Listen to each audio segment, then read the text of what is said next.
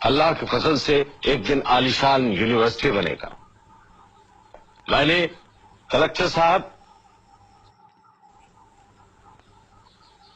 یہ چھوٹا سا مدرسہ جو ہم کھولنے جا رہے ہیں اللہ کے فضل سے ایک دن عالیشان یونیورسٹی بنے گا.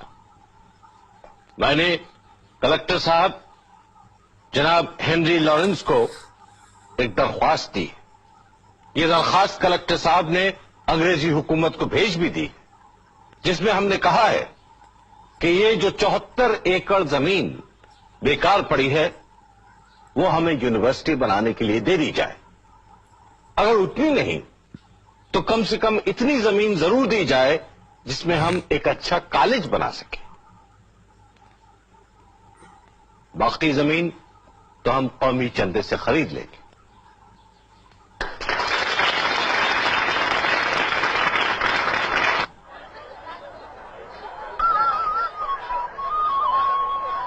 شکریہ بھائی ادا. اب سنیے ذرا مدرسے کے لیے کچھ. نہیں مجھے اپنے بچوں کو انگریز نہیں بنانا ہے.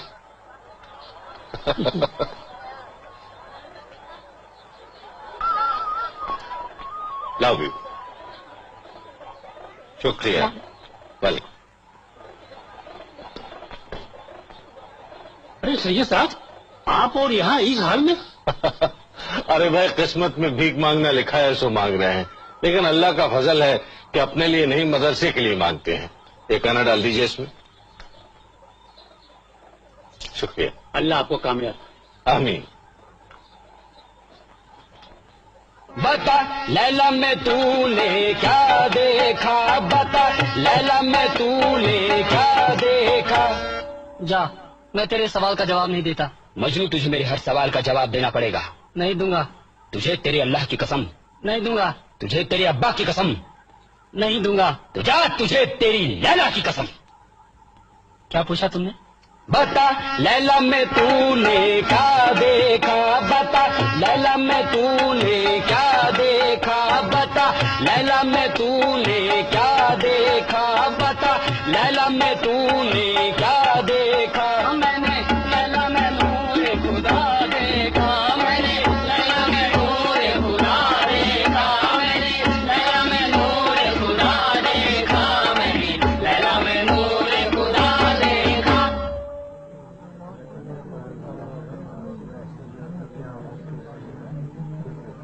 مجھے یہاں اسٹیج پر دیکھ کر کون لوگ خوش نہیں؟ وہی لوگ جن کے دلوں میں قوم کے لیے محبت نہیں ہے، جن کے دلوں میں جھوٹی شیخی بھری ہوئی ہے. ارے رئیسوں، دولت مندوں، تم یہ مت سمجھو کہ تم نے اپنے بچوں کے لیے سب کچھ جٹا لیا ہے. تم سے پہلے بھی بہت سے لوگوں نے ایسا سوچا تھا، لیکن آج ان کے بچوں کا کیا حال ہے؟ یہ حال ہے کہ ہم ان کے لیے اسٹیج پر کھڑے ہوئے ہیں. آپ مجھے کافر سمجھتے ہیں، غدار سمجھتے ہیں، سمجھیے. لیکن اگر کوئی کافر اپنے ہاتھوں سے آپ کے لیے مسجد بناتا ہے تو کیا آپ اس مسجد کو ڈھا دیتے؟ کچھ کافر کو یہ مسجد، یہ مدرسے بنا لینے دیجئے. میری محنت پر رحم کیجئے.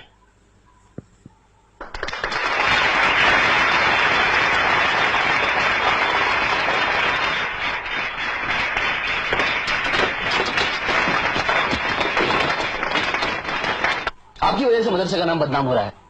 ہمارے نام پر چیزیں اچھال رہے ہیں لوگ. تو پہلے کون سے تمغے دیے جاتے تھے ہمیں؟ آپ جانتے ہیں مولوی علی بخش خان علماء مکہ شریف سے آپ کے خلاف فتوی لے کر واپس آئے. چلیے ہماری وجہ سے ان کو حاجی بننے کا موقع تو ملا. ویسے ہی آپ کے خلاف کون سے کم فتوے تھے جو آپ نے یہ لاٹری کے ذریعے چندہ جمع کیا ہے. لاٹری ناجائز ہے اور مدرسے کے لیے کوئی ناجائز کام نہیں ہوگا. گھبرائیے نہیں، اس کا گناہ میرے اور آپ کے سر نہیں پڑے گا. یہ ان لوگوں کے سر پڑے گا، وہ دولت مند اور رئیس لوگ جنہوں نے چندہ دینے سے انکار کر دیا. اگر وہ لوگ چندہ دیتے تو یہ ہمیں لاٹری کی ضرورت ہی کیوں پڑتی؟ دیکھیے میں آپ سے پہلے بھی کہہ چکا ہوں کہ اگر مدرسے میں کوئی بھی کام مذہب کے خلاف ہوا تو میں یہاں سے چلا جاؤں گا۔ میں نے کون سا کام مذہب کے خلاف کیا ہے؟ اپنے بچوں کو انگریزی پڑھانا کوئی گناہ ہے؟ انہیں انگریز بنانا گناہ ہے۔ ارے بھائی کیا حرج ہے اگر ہمارے بچے کلچر میں انگریز ہوں اور مذہب میں مسلمان؟ میں آپ سے بحث نہیں کر رہا، مگر مجھے یقین ہے کہ لاٹری کی سخت مخالفت ہوگی۔ بالکل نہیں ہوگی۔ بالکل ہوگی، نہیں ہوگی۔ چاہے تو ایک اشرفی کی شرط بدل لیجیے۔ بدل لیجیے، لیکن پہلے یہ دکھائیے کہ آپ کے پاس اشرفی ہے یا نہیں۔ ہے کیوں نہیں؟ یہ دیکھیے۔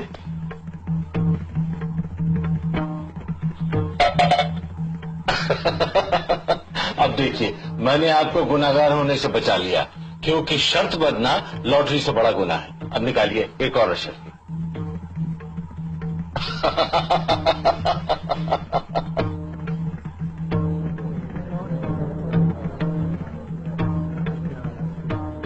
اور بھائی مولوی صاحب، السلام علیکم۔ وعلیکم السلام۔ نہیں، ہم تو آپ کو چندہ دیتے دیتے تھک گئے۔ مولوی صاحب اب کوئی دن میں ہم مر جائیں گے، اس کے بعد آپ سے کون چندہ مانگے گا؟ خدا کے واسطے مرنے کی بات مت کیجیے، لیجیے چندہ لے لیجیے۔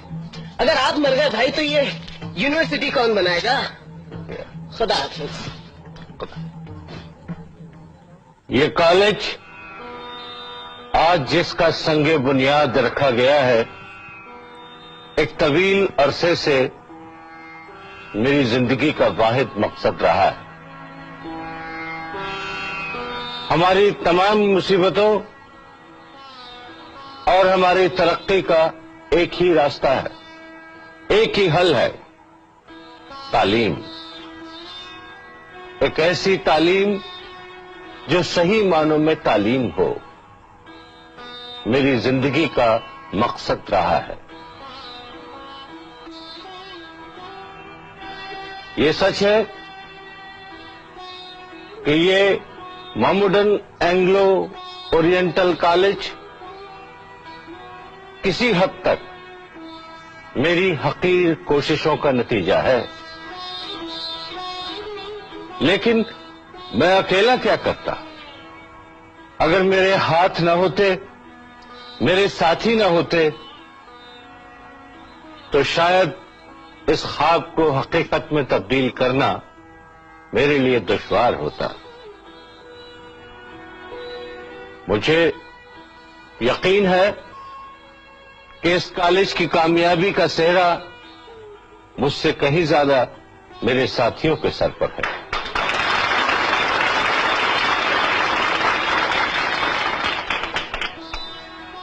مجھے یہ دیکھ کر اطمینان ہوتا ہے اپنی زندگی کے آخری حصے میں کہ جس کام نے مجھے اتنے عرصے تک باندھے رکھا، اس کام نے ایک طرف مجھے میرے ہم وطنوں کی ہمدردی دلائی تو دوسری طرف انگریز حکمرانوں کی حمایت بھی۔ کچھ عرصہ جاتا ہے، میں آپ لوگوں کے بیچ میں نہیں رہوں گا، لیکن اگر اللہ نے چاہا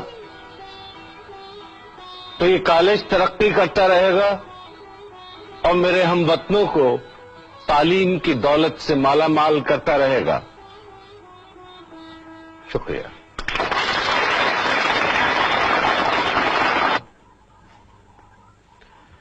کس کا خط ہے محسن؟ سریندر ناتھ بنرجی کا۔ پڑھو کیا لکھا ہے۔ اس میں لکھا ہوا ہے کہ ایک ادارہ قائم ہونے جا رہا ہے انڈین نیشنل کانگریس کے نام سے، جس میں ہندوستان کے تمام معتبر لوگ شامل ہو رہے ہیں۔ خود بنرجی کا اور بدر الدین طیب جی کا یہ خیال ہے کہ اگر اس ادارے میں آپ شامل نہ ہوئے تو یہ ادھورا رہ جائے گا۔ محسن جی، تم نے 1857 کے غدر کے بارے میں تو سنا ہی ہوگا۔ ضرور سنا ہے۔ میں نے سب کچھ اپنی آنکھوں سے دیکھا ہے۔